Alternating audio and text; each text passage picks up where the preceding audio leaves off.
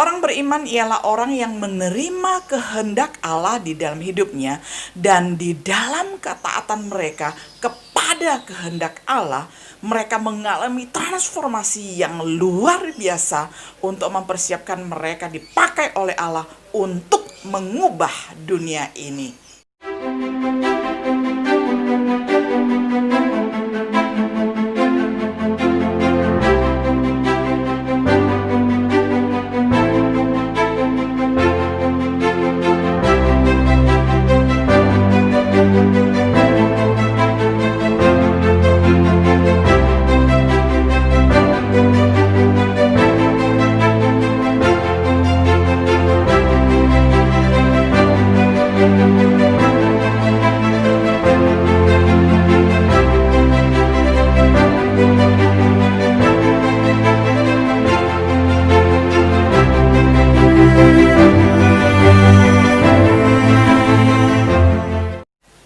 Shalom sahabat setia yang dikasihi oleh Tuhan.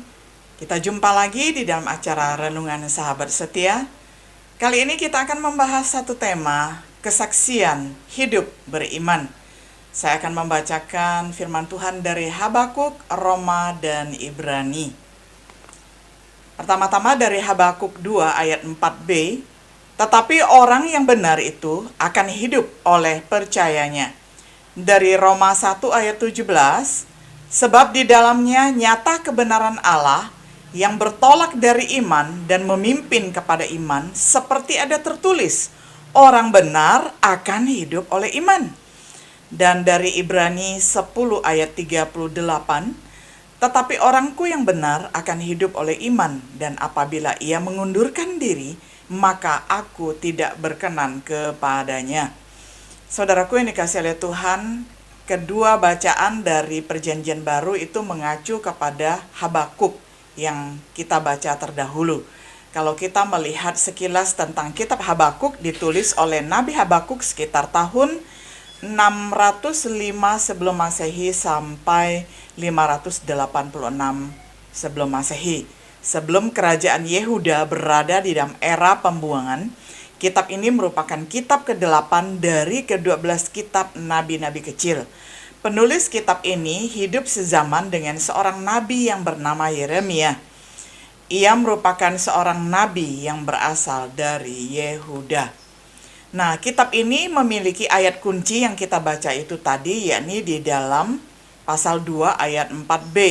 Kalau di dalam bahasa aslinya berbunyi demikian, Wocadik monato yeh, tetapi yang benar dalam percayanya ia hidup.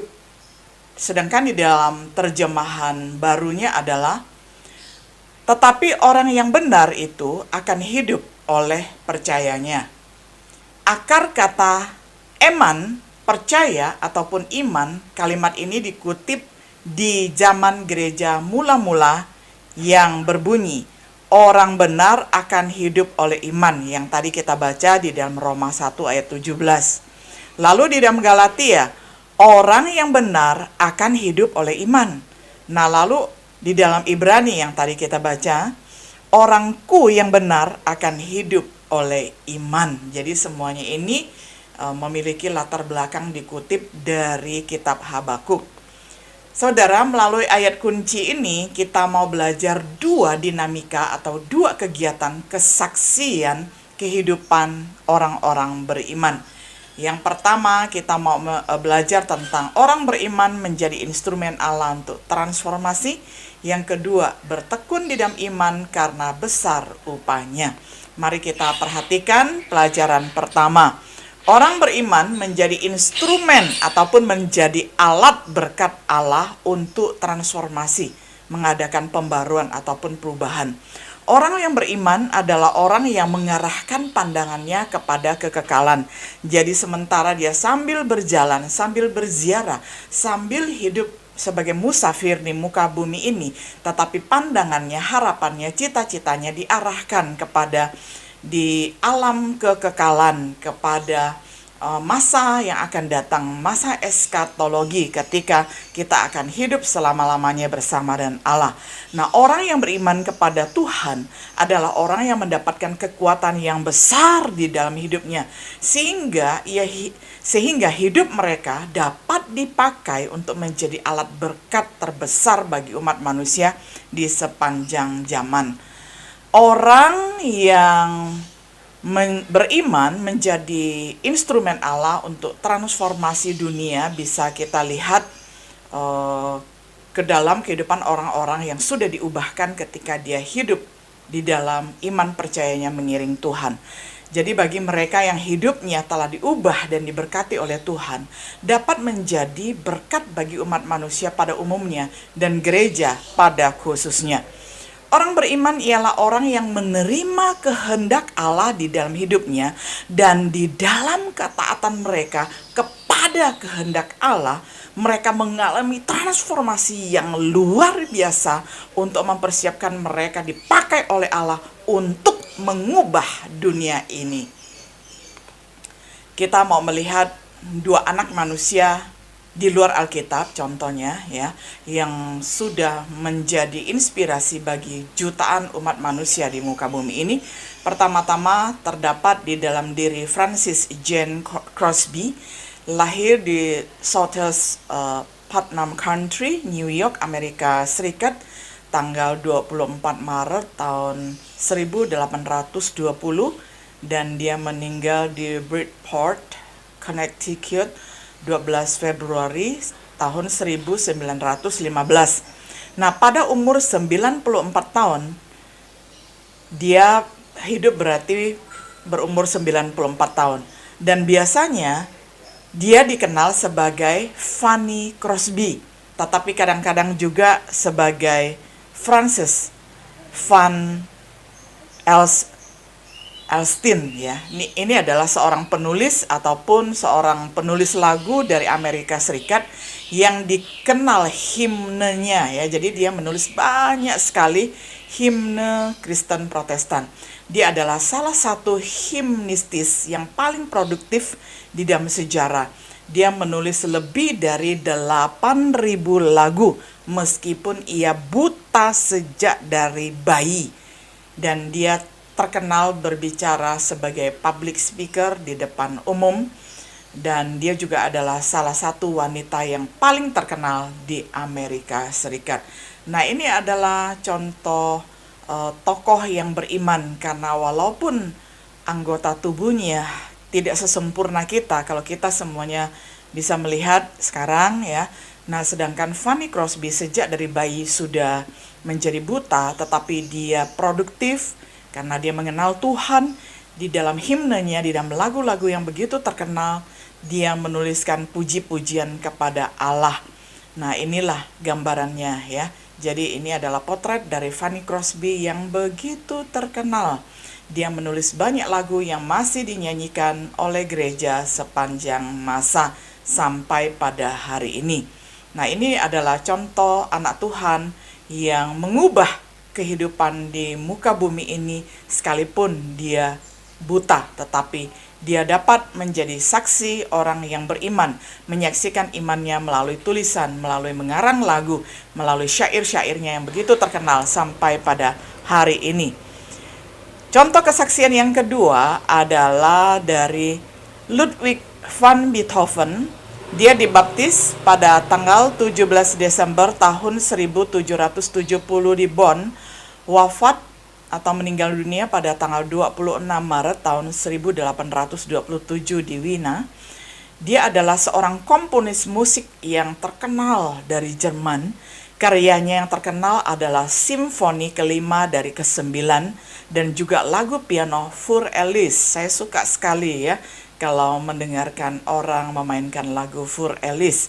Ia dipandang sebagai salah satu komponis yang terbesar dan merupakan tokoh penting dalam masa peralihan antara zaman klasik dan zaman romantik.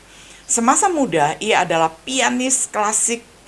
Dia adalah pianis yang sangat berbakat. Dia populer di antara orang-orang yang penting dan kaya di Wina, di Austria, di Eropa. Namun pada tahun 1801, dia menjadi tuli. Menjadi tulinya tidak sekaligus, pelan-pelan begitu ya, bertahap. Ketuliannya semakin parah dan pada tahun 1817 dia menjadi tuli sepenuhnya. Nah, jadi sama sekali nggak bisa mendengar. Meskipun ia tidak lagi bisa bermain di dalam konser ataupun di dalam orkestra, ia terus mencipta musik. Dan pada masa ini ia mencipta sebagian karya-karyanya yang besar. Sisa hidupnya di Wina. Saudaraku, Ludwig van Beethoven ini menjadi inspirasi sama seperti Fanny Crosby ya. Jadi ini dua-duanya adalah komponis besar, yang satu buta dan yang satu ini tuli.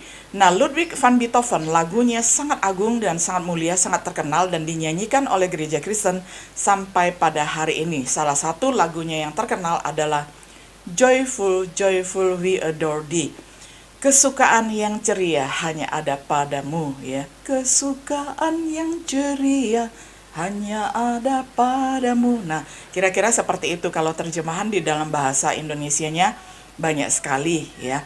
Nah, ini adalah orang-orang yang hidupnya beriman sekalipun tidak dapat mendengar, sekalipun tidak dapat melihat, tetapi hatinya, mata rohaninya, telinga rohaninya tertuju kepada Allah yang adalah Allah yang hidup dan memberikan mereka kehidupan, sehingga sekalipun mereka menjadi cacat, mereka tidak bersungut-sungut, tetapi hidupnya tetap melahirkan karya besar. Ini adalah contoh dua anak manusia yang memiliki kesaksian kehidupan beriman. Sekalipun anggota tubuh mereka tidak sempurna, tetapi mereka senantiasa memiliki kehidupan yang menjadi teladan, baik bagi umat manusia pada umumnya dan bagi umat Kristen pada khususnya. Yang kedua, kesaksian hidup beriman, kita perlu bertekun di dalam iman karena besar upahnya. Ibrani 10 ayat 35 sampai ayat 36. Sebab itu janganlah kamu melepaskan kepercayaanmu karena besar upahmu yang menantinya. Sebab kamu memerlukan ketekunan supaya sesudah kamu melakukan kehendak Allah, kamu memperoleh apa yang dijanjikannya itu.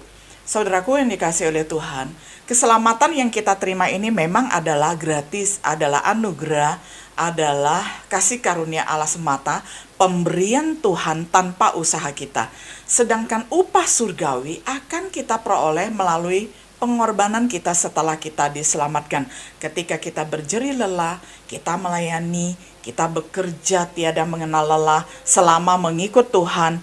Dan firman Tuhan katakan besar upah yang menanti kita jika kita bertahan di dalam iman kita. Nah saudara, ini adalah satu daya pendorong bagi kita untuk terus berkarya, bekerja, melayani bagi Tuhan tanpa mengenal lelah. Karena Tuhan menyediakan upah yang begitu besar di surga untuk mengapresiasi jerih payah kita selama kita di dalam keselamatan mengiringi Tuhan, melayaninya selama kita hidup di dunia ini. Orang Kristen memang harus memandang pada perkara-perkara di atas atau hal-hal yang kekal. Namun tidak ada salahnya jika kita mengharapkan suatu pujian ataupun upah selama itu dari Tuhan dan bukan dari manusia. Saudara, tidak ada salahnya sama sekali jikalau kita melayani, kita mengharapkan upah dari Tuhan. Karena memang Tuhan sendiri menjanjikannya bagi kita yang tulus ikhlas melayaninya. Dan jangan kita harapkan upah itu datang dari manusia. Walaupun kadangkala mereka manusia juga tahu artinya memberi, tetapi janganlah harapan kita tertuju kepada manusia, melainkan tertuju kepada Allah. Karena upah dari Allah kekal adanya, sedangkan upah dari manusia bisa habis, bisa expired, bisa kadaluarsa, dan bisa selesai ya. Nah, Ibrani 11 ayat 4, karena iman, Habel telah mempersembahkan kepada Allah korban yang lebih baik daripada korban Kain. Dengan jalan itu, ia memperoleh kesaksian kepadanya bahwa ia benar karena Allah berkenan akan persembahannya itu. Dan karena iman, ia masih berbicara sesudah ia mati. Jadi ini adalah salah satu contoh dari sekian banyak pahlawan iman dan raksasa iman dan tokoh-tokoh iman yang dicatat di dalam Ibrani 11. Bahwa Habel sekalipun sudah mati, tetapi dia masih dapat berbicara. Artinya yang berbicara adalah imannya. Karena dia hidupnya benar, jadi orang mengenang bahwa Habel itu adalah orang yang hidup benar. Dan sekalipun dia adalah orang yang menjadi orang yang mempersembahkan persembahan ternak yang pertama, orang tidak mengenang akan ternaknya, tetapi yang dikenang itu adalah hatinya yang diperkenankan oleh Allah. Ketika Allah memperkenankan hati Habel, maka persembahan Habel diterima. Dan ketika Allah menolak Kain, maka persembahannya ditolak. Jadi ini adalah doktrin yang jangan dibalik. Jangan mengatakan bahwa Kain mempersembahkan tumbuh-tumbuhan kepada Tuhan, lalu asapnya dibakar, lalu dan asapnya itu naiknya ke surga, naiknya ke langit, itu tidak lurus melainkan bengkok. Nah, itu ajaran dari siapa? Itu adalah ajaran yang mengada-ngada, yaitu bukan ajaran dari Alkitab. Yang benar adalah Allah berkenan kepada pribadi manusia itu terlebih dahulu, dan sesudah itu berkenan juga akan persembahannya. Jadi bukan karena masalah Kain mempersembahkan tumbuhan lalu ditolak oleh Allah. Tidak demikian, saudaraku. Jadi dengan demikianlah maka kita dapat belajar doktrin yang benar dan hidup kita menjadi benar. Sehingga pada hari ini ketika kita melihat kesaksian hidup beriman dari tokoh-tokoh Alkitab maupun dari tokoh-tokoh di dunia ini, akan menguatkan kita semua. Karena ketika kita berjalan di dalam kesaksian yang benar, dinamika itu adalah kekuatan kesaksian hidup beriman. Itu sangatlah dahsyat. Karena apa? Karena orang beriman, dengan imannya dia dapat dipakai oleh Allah menjadi instrumen berkat, menjadi alat berkat di tangan Allah untuk mentransformasi dunia. Dan yang kedua, ketika kita sebagai anak-anak Allah bertekun di dalam iman, itu ada besar sekali upah yang menanti kita sebagai ganjaran bagi pekerjaan kita di dunia ini. Selamat berjalan di dalam iman dan kiranya Tuhan memberkati kita semuanya. Shalom.